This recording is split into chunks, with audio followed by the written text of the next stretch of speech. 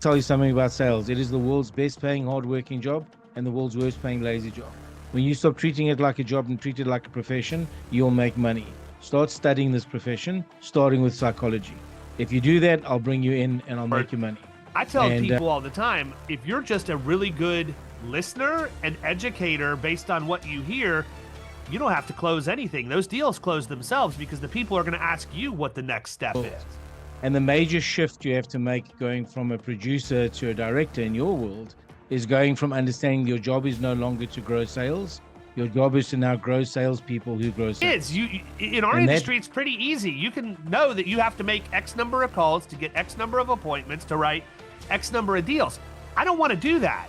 I don't want to make 10 calls to get an appointment. I want to make one call to get 10 appointments so that I can pitch to everybody at one time through a webinar or whatever else to at least open the door.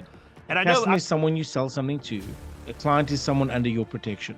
Now, if they're under your protection, it is your responsibility to not be negligent about the value you can bring to their lives that they don't know because they're not the specialist. They're not the Sherpa that's been up and down that mountain 80 times this month that knows the risks. We listen with an intent to respond instead of listening with an intent to understanding that other person's perspective and then sitting back and actually thinking through that before we, make our response to whatever it is that they have brought up as an objection or a question or whatever else.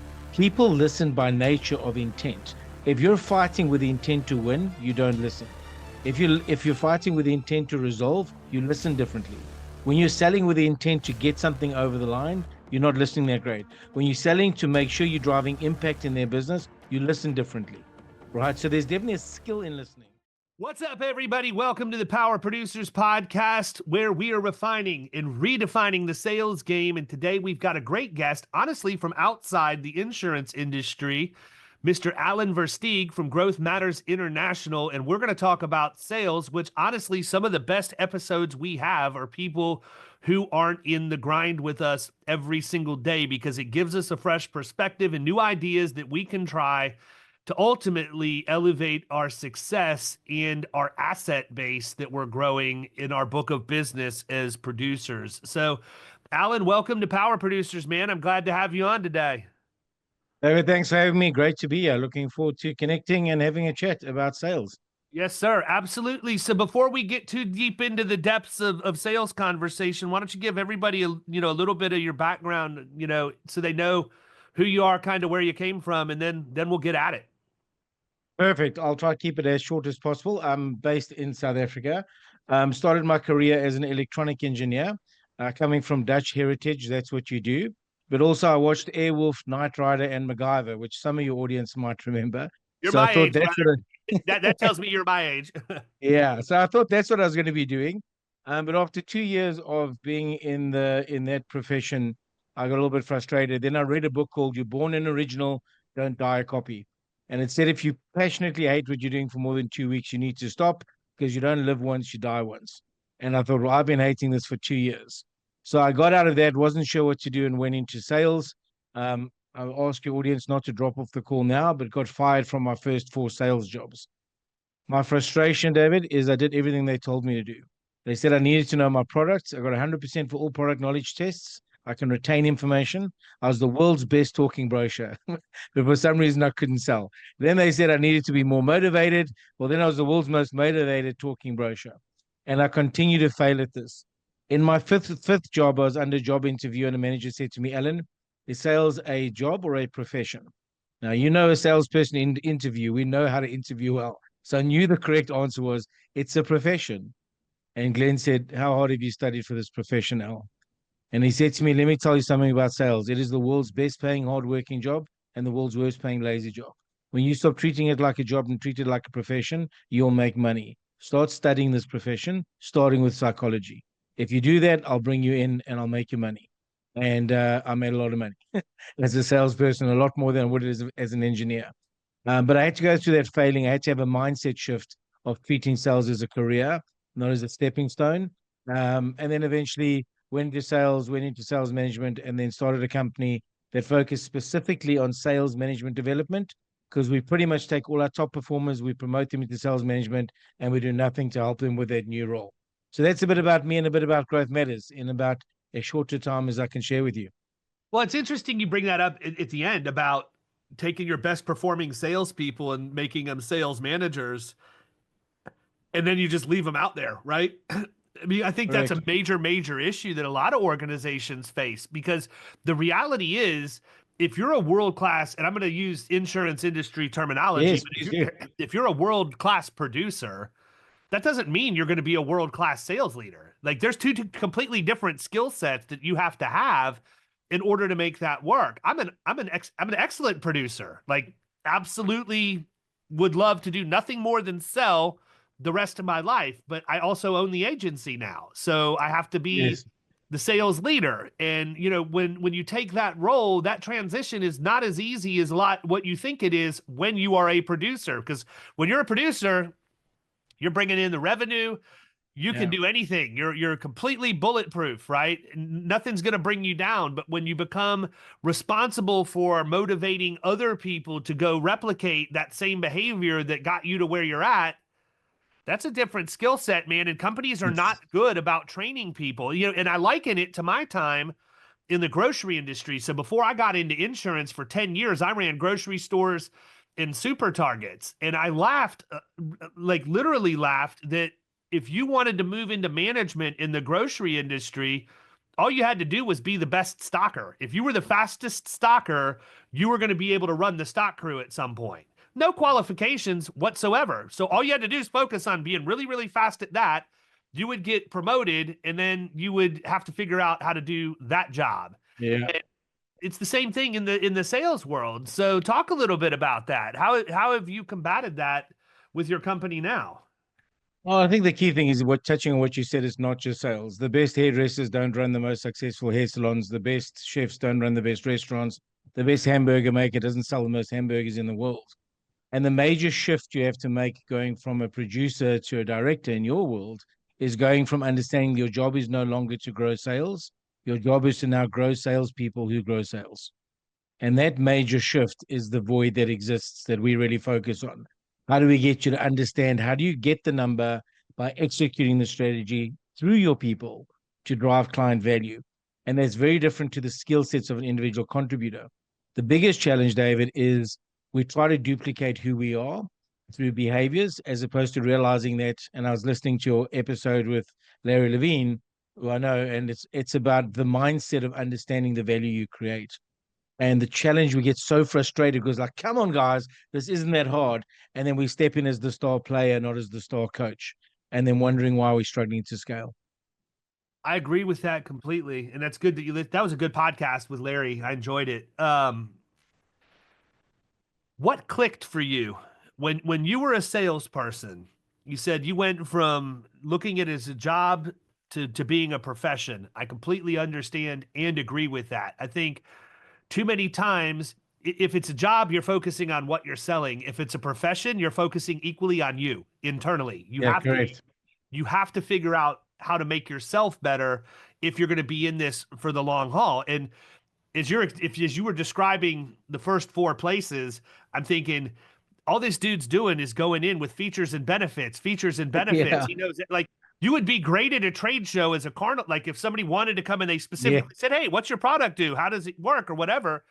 That's not the game in sales, though. Features and benefits, your clients really, do they care about it? Yeah, they do, but it's not at the top of their list, and it might not even make the conversation. What they care about is they have a problem, they need it solved, and they want to know that you, not your product, that you are the one that's going to solve that problem for them. Now, that may be through a product that you have or whatever else, but it's really in our industry, it comes down to the difference between being an insurance salesperson and being a true trusted advisor. And I hate to even say that because it's gotten so cliche at this point, but the reality is, in what we do, you will have to be a trusted advisor. You're usually protecting somebody's single largest asset or asset base. And it can't just be that you can sell really well. You have to gain their trust relatively quickly, and then you have to keep it, which isn't always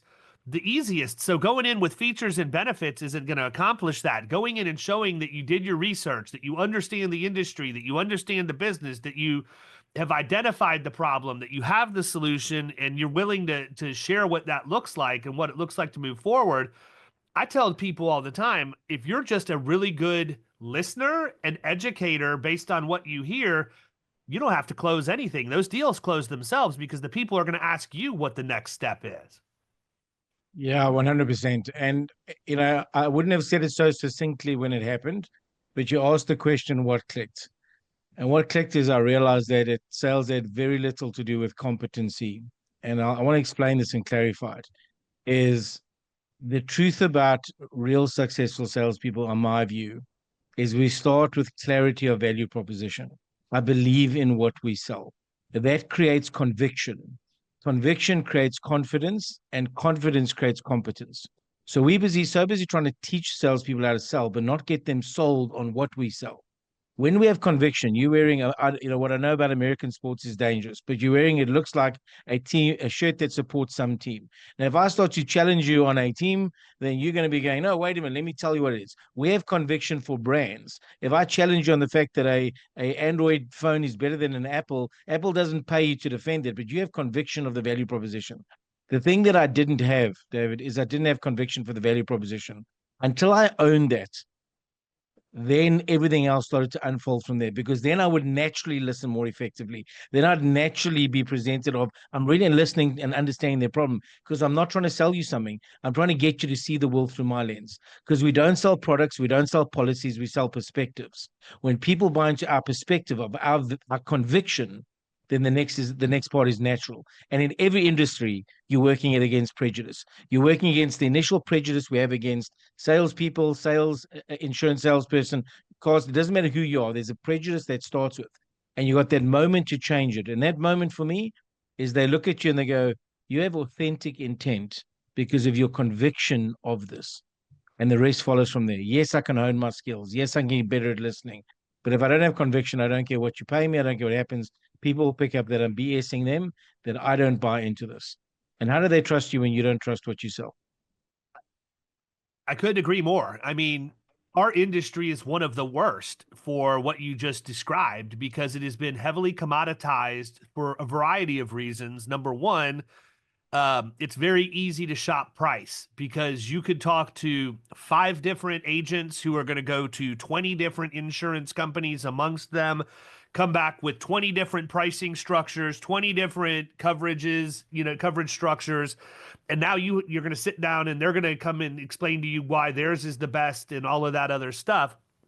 But it all focuses on what? It focuses on that agent selling that solution or that policy when the reality is all that is a Band-Aid in most cases. So if I go in and I say, listen, I understand why we're here today. You want to talk about the fact you're not excited about where your renewal came in and your cost is going up. I've got a few questions before I tell you whether or not I'm going to be able to help you.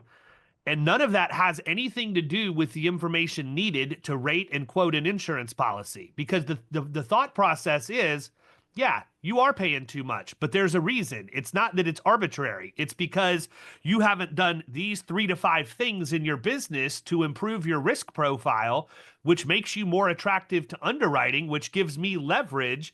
So let's talk about this. And then you can get into operational issues that are easily fixed in a business in most cases. One of the common ones we see, especially with workers' compensation claims, is what we call lag time. Well, this claim happened on January 2nd. Why didn't it get reported to the insurance company until the 27th of January? This person's been out of work almost a month, and the value of that claim has automatically inflated because we didn't get it reported in time. So let's talk about your pre-injury management program. What have you done to put in place a set of rules that your staff is going to follow in the form of workflows so that everybody knows their responsibility for a workers' comp claim before it ever happens? And that includes doing an investigation, writing up the report, and making the claim to the carrier. And how about having a company policy that says, If you're injured on the job or you've had an incident that could give rise to injury, it's company policy that you notify your immediate supervisor before your end of your shift by close of business on the day that it happened. Yeah. Okay, that was relatively easy to fix. But if all I do is go in and say, give me your payrolls by class code, I can get you a comp policy, no problem.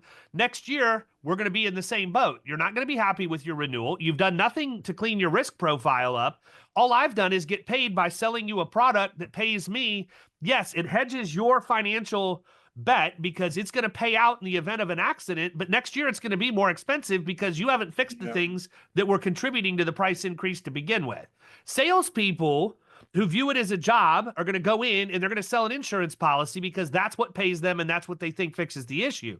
A professional that understands the long-term game is going to go in and say, look, I represent multiple companies just like yours in your industry, and many of them were in the same situation when we first engaged. What we found is if we can put these 3 to 4 things in place quickly, we're going to immediately stop the bleeding, and then we can get a more focused approach and drill down on what's going to fine-tune things moving forward.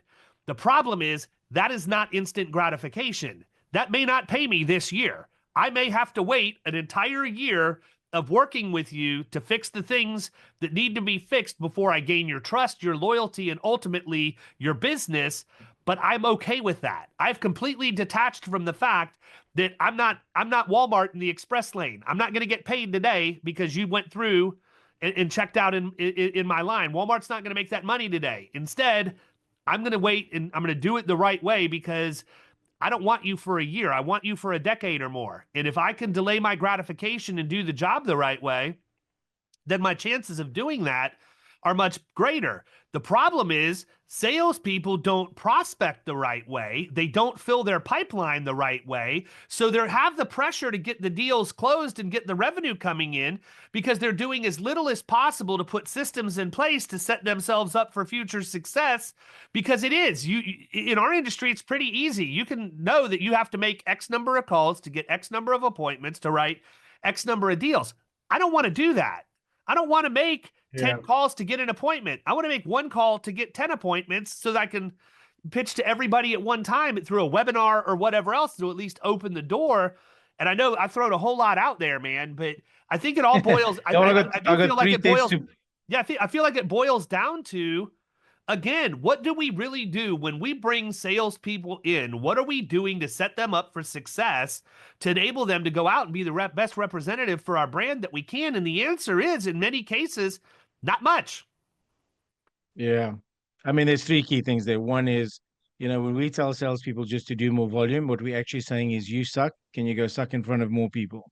So let's damage our brand. Let's make a bit worse reputation for the industry and the profession. The other thing that's key to what you're saying, I'm not going to double click on it now, but it's also a management issue because if all we're asking is, what are your numbers? What are your numbers? What are your numbers? We're not creating a culture of impact. The third thing that I think is the most important thing that you didn't say, David, but I say it and it's sometimes controversial, but the reality is when you are truly a sales professional, you understand that it would be borderline negligent to deny the customer the value I can give them. So I don't care how I've got to get hold of you. I don't care the discomfort I've got to face because I am on a mission. I know that I can offer you a better insurance solution by being more thoughtful about this than anyone else. And it would be negligent of me to deny that because I have a little bit of fear, a little bit of insecurity, or you're a little bit hard to get through to, right? It is my job of sales not to create transactions, but to convince you of a problem you didn't know you had and offer you a solution you didn't know you needed. That is selling. The rest is transaction, parts of selling. And it's that piece. It's taking ownership and a mindset. And I say this to myself every day when I want to do proactive sales calling. I go, you know what? It would be borderline negligent for me not to make this call because this company is not investing in their sales leadership. They're promoting their salespeople. This is going to, I can help them grow. So when I just listened to your pitch now, all I could see was this person going, I'm here to protect your business. And that'll win. Because I can easily just go and say, give me your complaint, let me see if I can beat it. And because it's all about price. Let's just get down to the price. It's not about that. It's about that product offers a solution to a problem. Understand the problem, educate them on what they don't know they need. Then you become the Sherpa. You're guiding them up the mountain to their success. But so often we forget that. It is negligent as a sales professional to deny value they need, to allow customers to make negligent decisions just because you're going for the quick win. It's negligent.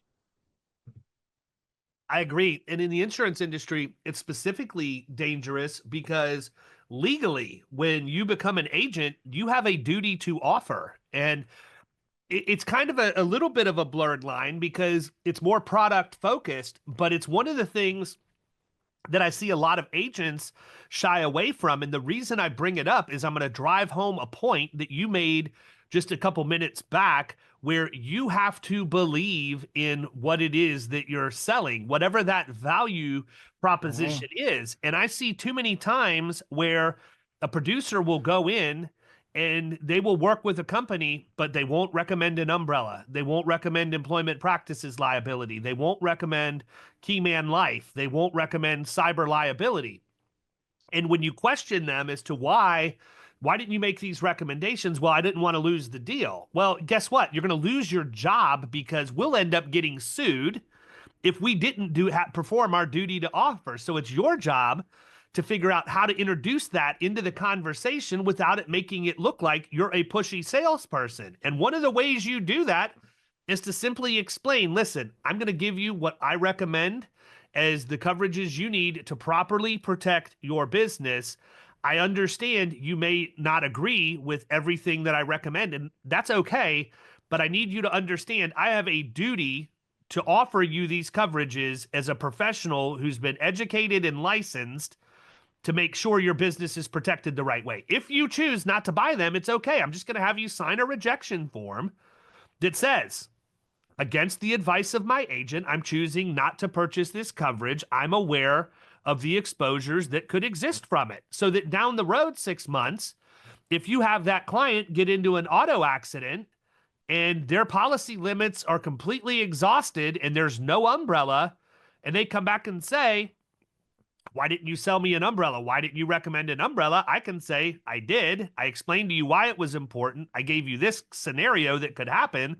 And here's the declination that you very clearly signed telling me you understood you were going against my best advice. Typically, you don't have to get into that level of the weeds if you've sold the value on the front end, because if you've gained the trust of the person and they believe that you know what you're talking about and you do have the best solution, you're going to go in, you're going to make the recommendations, and they're going to say, I understand, let's proceed and move forward. But if you're somebody who doesn't fully believe in the overall value prop that you're selling, and you get caught in that, what I call the commodity trap, where you're just selling a commoditized product, you're gonna be at risk of doing more damage than just losing the sale in our industry. That's it. In your industry, it governs that, right? And that's exactly what you're saying, that you have a fiduciary responsibility to this. The difficulty is so many salespeople are looking for the easier path to revenue, and it's not always the best path to revenue. And exactly to your point, if you just think about, and the words, like, I hate the words proposals or quotations. I like to always, initially when I work with clients, the language I use is a buying vision. Yours would probably be a protection vision. I just want to share with you my protection vision for your business. Based on my experience in working with similar companies in industries like yours, this is what I think you've got to be looking at. And if I was starting out and there's some constraints around budget, these are the non-negotiables, and these are the ones you need to look at down the line. Immediately, I'm experiencing you differently. Immediately, because it's not, I'm going to shove this down your throat. Here's everything that I didn't know I needed. It's also not, here's just the one thing you asked for. It's, let's just talk about your protection vision. Like, what does this look like for you over time? And then you gain a client for life. And I know it's a simple nuance, but always go the difference between a customer and a client. And I can't remember who said it. A customer is someone you sell something to. A client is someone under your protection. Now, if they're under your protection, it is your responsibility to not to be negligent about the value you can bring to their lives that they don't know, because they're not the specialist. They're not the Sherpa that's been up and down that mountain 80 times this month that knows the risks. So just be their Sherpa, guide them up the mountain, and then make decisions with them, eyes wide open. It protects you, it protects them. But more importantly, that's what professionals do. We're always practicing. We're sales professionals. I agree. And I think part of it too is I know it sounds weird. I think you're going to agree with me, though. I think too many times it's almost like an adversarial relationship between the salesperson and the person you're selling to. And there's this friction that you have to get past. And I don't deal with that because when I go into a new meeting, I'm going to establish trust almost as quickly as you possibly can by saying, listen, I appreciate you taking time out to meet with me today. We're both extremely busy, so I know my time's valuable, and I respect the fact you were willing to meet with me too. Before we get into the meat of the conversation, I just want to be clear that I think we probably both have the same goal today. We want to reduce your overall cost while making sure that your business is protected. Is that fair for me to make that assumption? And obviously, yes, it is, because I want to save money, but I want to make sure I'm protected. Great. Then let's talk a little bit about the philosophy that I use as I approach the advice that I'm going to give you. It's really simple. I think you're going to understand it, but it's really important for me to explain this to you because it's going to make everything else make sense as we go through. Here's my response. I am perfectly fine with any one of my clients or prospects taking as much quantifiable risk as they feel that they can tolerate. That is your decision, not mine. Here's what I mean by that.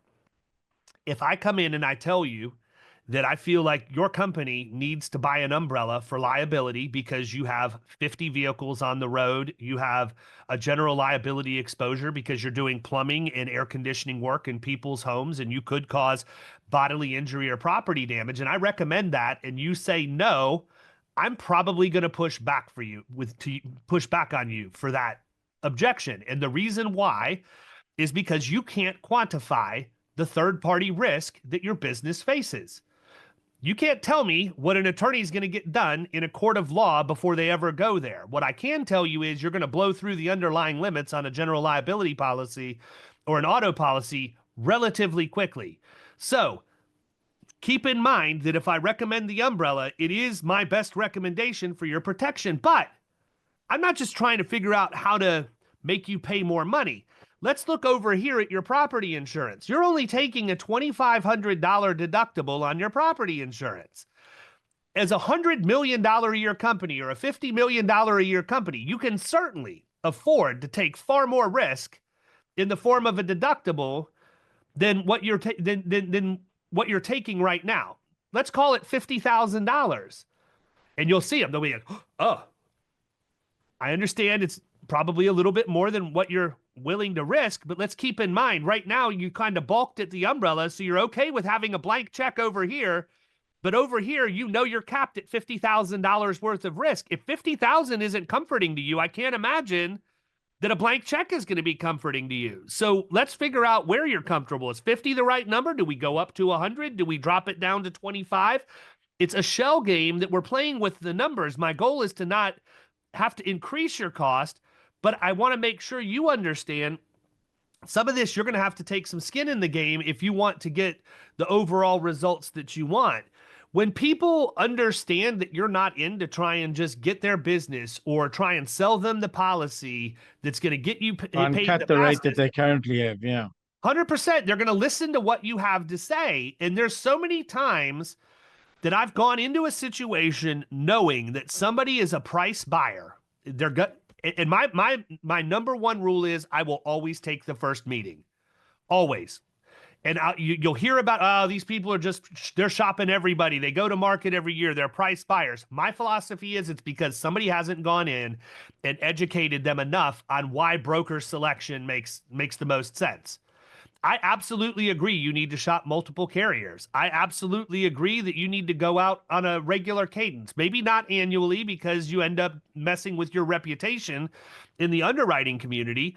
But I agree with those things. What I don't agree with is that you every year are going out and you have 4 or 5 agents competing, tripping over each other in the marketplace, blindly negotiating against each other. And I don't feel like you're going to get the best result that way. A better way of doing it, in my experience, and whether you hire me or not is irrelevant, is find that broker, find that advisor that you can trust, that you think is going to do the best job, and then let them go do their job. Because right now, you're relying on them to negotiate without knowing what the entire marketplace is bearing, and you're the quarterback that's deciding what you're going to do based on 4 or 5 people presenting you with all this information when all you really want to do is run your business and do what you're really good at. It tells me that you haven't found a comfort level with somebody in my industry to this point that you're willing to trust them to go out and be the best at what they do. And I don't know how to get you around that other than to explain, here's what we found in the marketplace. If you take the time to educate them, most of the time you can flip them and at least say, I get it. This actually does make sense. And I'm going to have examples. Well, ABC Plumbing Company down the road. I know John, the owner. He and I mentioned, I told him I was going to come by and talk to you today, and he told me it was okay to let you know, but he was kind of the same way the first time I talked to him. But let me tell you what's happened over the last 5 years I've represented them. It's done. The deal's over at that point because I've got their trust. They're going to listen to what I have to say.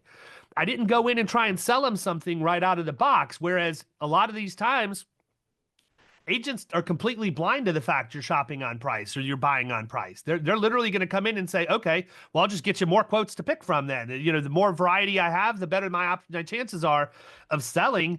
I'm not going to hunt with a shotgun, man. I'm going to hunt with a sniper rifle every time. Yeah, 100% right. And I think, when you listen to everything you're saying, your natural flow of running it, it comes from a place of conviction. It comes from a place from the right intent.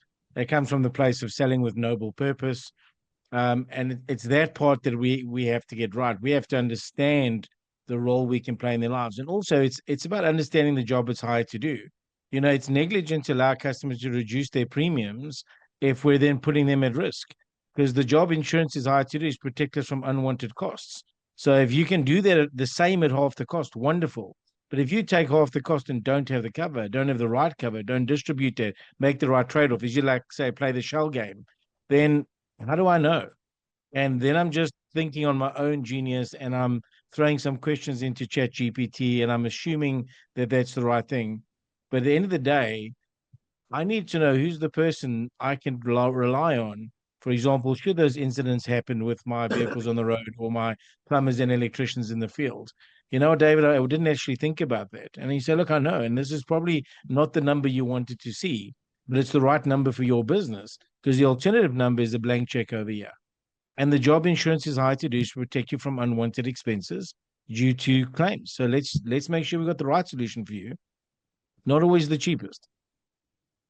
Yeah, and I mean, it's interesting because if you're a producer that's listening to this right now, I can't stress enough how easy it is to take the time to educate somebody and flip them from buying on price to buying on value, because many times the price buyers actually have the most faith in the people that they're buying, because they're literally assuming that if you're making a proposal to them and that's the bottom line number, that you've contemplated everything that needs to be covered in their business, and that if they buy this policy from you, that it's going to cover everything. And we know that's not the case. We know that if there's a massive discrepancy in one quote versus the rest, something wasn't contemplated, whether the sales numbers were reported artificially low or whatever the deal is. And so, I have found that by simply preparing for the appointment and looking at that business, number one, let me step back for a second. I don't write just one plumbing and HVAC company. Okay. I write a good number of those. I know that industry. I know the language, just like Larry knew office equipment in selling from the heart. I specialize in what I specialize in, and I don't deviate from that. I'm not going to be, if you have a chain of restaurants, I'm not your guy. Like, I don't write any restaurants. I don't write a bunch of them. I'm not even going to try. I'm going to stay in my lane because that's where I deliver the most value. Your niche, and I'll double down there. But by doing that, I begin to develop the skill set and the knowledge base of knowing what I should be looking for when I go in. Now, I think it's really important that you don't go into these meetings assuming that just because you saw it somewhere else, it's going to be that way everywhere. You can't have confirmation bias, but you can ask the questions around it in a way that you can at least validate or invalidate what your assumption is. And so if you know your industries well, that's going to help you prepare. But by preparing for that appointment and knowing these are the hot buttons and doing your research, I mean, there's so much information to be gleaned online about accounts at this point. even those individuals, man. I mean, if you're not researching social media, LinkedIn, Facebook, if I'm going to meet with a CFO, I can assure you, I know how many kids they have, I know what church they go to, I know who we have in common as connections, even though I'm not going to leverage those before a first meeting. It just helps me to know that maybe I Yeah. can somehow in that conversation introduce that I know that common person and find out. But I think that too many times, and we're in a hard market in insurance right now, so everybody's shopping. It's a big fallacy, because if you're banging the phones, if you're knocking on doors, you're going to get a lot more people that are willing to let you take a stab at earning their business on price this year than any other time, because the market's the hardest it's been in 20 years. So that's a false sense of security for people who have to go out and write new business. You're going out and getting more opportunities. You can't stop. Just because the market's hard now, it's cyclical. It'll soften up again. And if all you're doing is you're getting these one-off things, and you're not, as they come in, and you're not spending the time to build your pipeline and prospect, when the soft market comes, you're not going to have anybody that's a prospect for you to write, because you spend all your time dealing with the stuff now. Yeah, the transactional things. And David, I just want to punch on something I said earlier, because it speaks a lot to the way you are presenting this. Specifically as we speak to the audience of those producers. You don't sell policies, you don't sell products, and you don't sell on pricing. You sell perspectives. And if you listen to what you're doing, you're getting the key way as you say, you turn that price buyer or that cost sensitive buyer, is you get them to look at something differently. And we have to realize that is persuasion. And the only difference between manipulation and persuasion is intent, right? That's the only difference. The neuroscience is exactly the same.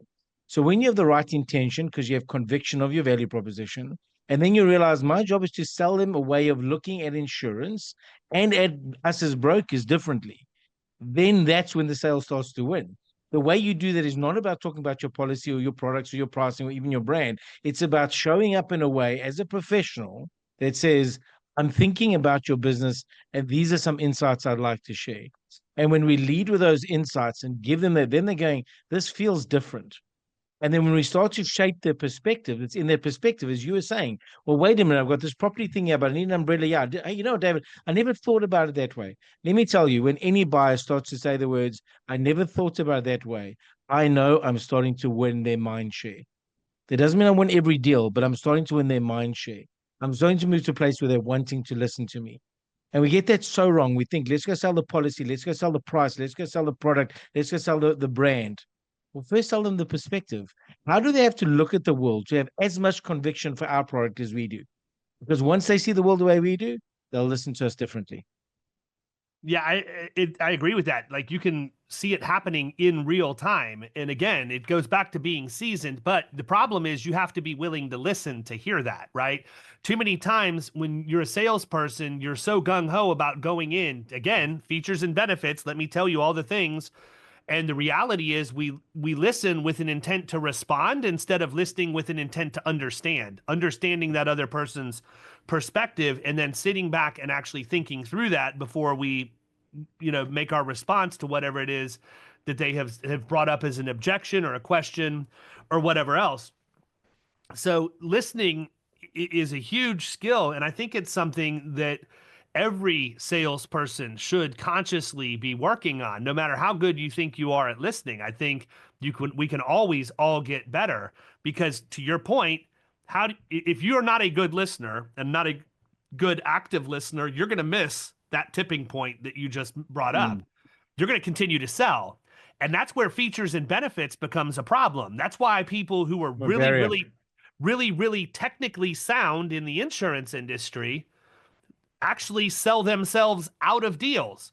I can't tell you the number of times I've been in an actual meeting with a producer where I'm kicking them under the table to shut up because the deal was already sold and they just completely missed it. They wanted that person to know how intelligent they were and how much they knew about insurance and how great the products and the companies are that we represent, when the reality is they bought 5 minutes ago, and the longer you talk, the less chance you have of actually closing this deal. Yeah, spot on.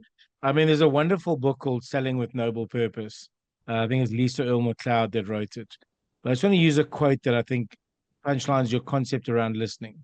She says, making a living and making a difference are not mutually exclusive. Salespeople who sell with noble purpose have an intent to make a difference. And as a result, They don't have to worry about their body language, their tone, their listening skills, or their methodology, because it is a natural extension of their intention. Now, just Mm. that last part, a natural extension of their intention. People listen by nature of intent. If you're fighting with the intent to win, you don't listen. If you're fighting with the intent to resolve, you listen differently. When you're selling with the intent to get something over the line, you're not listening that great. When you're selling to make sure you're driving impact in their business, you listen differently. Right. So there's definitely a skill in listening, but it sits at one layer lower at the mindset. If I have an intention to drive value in your business, I'm going to listen to what you're saying and then connect the dots with my understanding. Because how many times, David, have you been had someone sell something to you and going, did they just hear what I said for an hour, or did they just go to the next paragraph on the script?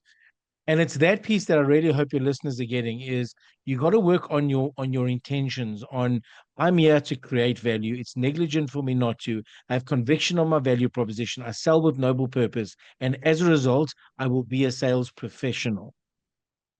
And then all the skills, all the training, all the product knowledge, all the experience over years will differentiate you in a commoditized market.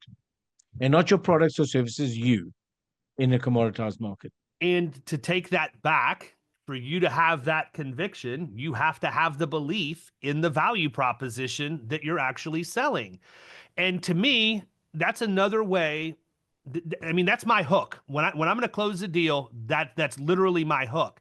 When we go in and talk, it is very, very rare that we're going to say anything at all about insurance policies, because I don't sell policies, I solve problems. I tell clients that all the time. I'm a problem solver. It may need insurance. It may need a policy and procedure put into your business, and you don't have to buy insurance to fix that. Like, I'm not just here to sell you things. I'm here to solve your problem the best way and most efficient way that I can. So we spend time talking about the value proposition. You have an issue with your vehicles. We have people on staff that will come in and deliver fleet safety training for your vehicles. And this is what that looks like. And here's what we would do for a return to work program for workers' comp, which is extremely important for you. And this is what pre-injury management looks like. And we outline all these things that are actually what's affecting the overall premium. And when we get to the end of the conversation, that's where I tell them, listen, there's a couple of different ways we can go about doing this. Usually they're asking me, what do next steps look like? If somebody, like, my goodness, man, how do you not stand up and just give yourself a high five when you get that from somebody you presented to? That's exactly what you want to hear, because they've already made the decision. They want to move forward. They just want to know what that looks like. So don't let the train come off the tracks now. You're there. You're at the end. I tell them, listen, we talked a lot about the different things we can come in to help you and do to help you solve your problems today. And I know that you're interested based on the fact you asked me what next steps are. So there's a couple different ways we can do this. Now, I can pre-package this value prop and do all this training and get you into our learning management system and have you be able to use our technology to pull your certificates of insurance in real time and do all of these things that we discussed. And I can charge you an annual fee to do that. Or I can show you how to use the money you're already spending on your insurance program by allowing us to place that for you. And I view the commissions derived from that transaction as the funding mechanism for you to buy all of this stuff. If you want my value prop, I can sell it to you, but why would you use money that you're not budgeted for or that you're not already spending when you can take all this money you're spending over here and not getting any of this and get the best of both worlds? Really easy conversation to have. Yeah, it's powerful. I mean, I can see you've done a lot of work on the value proposition. It's so key. And I think there's something else that's natural in you, David. And I say natural, years of experience, but we speak a lot about business to business selling, but there was a book written called B4B, Business for Business. And there was this whole concept that we're moving to an outcomes-based world. So not just solutions or solving problems, but actually the business outcome that you're looking for, which is what you spoke to. And there was a line in that book that I use all the time. And I think there were three authors of the book. But the line was, selling won't help, but helping will sell. And man, that sat with me, because I was going, oh, there it is. That's the mindset difference, right? Selling won't help. If he has the feature, he has the advantage, he has the product, but helping will sell. What can we do? What are you trying to achieve? You get this additional service at this cost. Why not do this? Oh, well, that'll help me.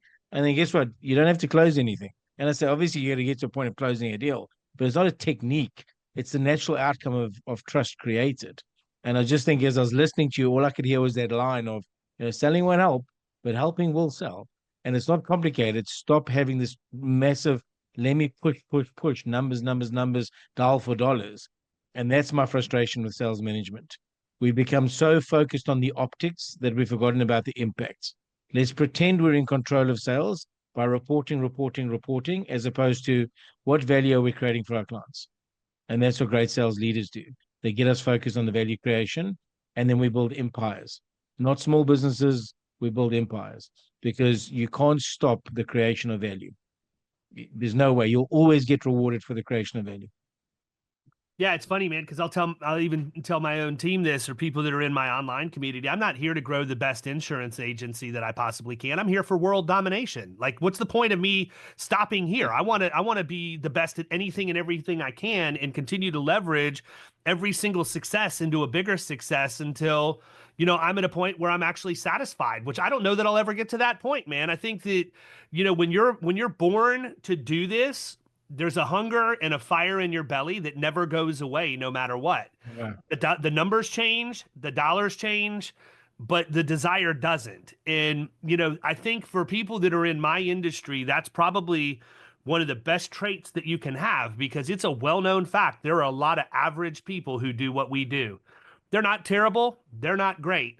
I'm in an industry where if you do just enough to get by, you can still make a really good living doing it, have an awesome work-life balance. But that's not how I'm wired. I don't want to just stop at just enough. Now, I want to be clear. I'm that way in every aspect of my life. It's not just to my job. So when it's with family time, I'm all in. When it's time for just me and my wife to focus on our relationship and get away for a weekend, I'm all in. I'm not the person who's going to sell You're myself not out dabbling. for my job and my career. But when I'm in that zone, I'm going to be the best I can be, so that when I'm not there, I can be the best I can be in the other areas of my life. And that's something I think that agents need to understand. Not everybody has to go out and be the hard charger. I get it. Not everybody's wired that way.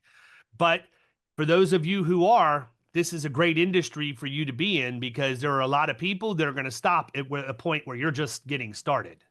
Yeah. And I think just to bring it all full circle, how you produce, what you determine balance looks like for your life, what you determine success looks like for your life. I have no interest in deciding that for anyone on your call. But please treat this as a profession.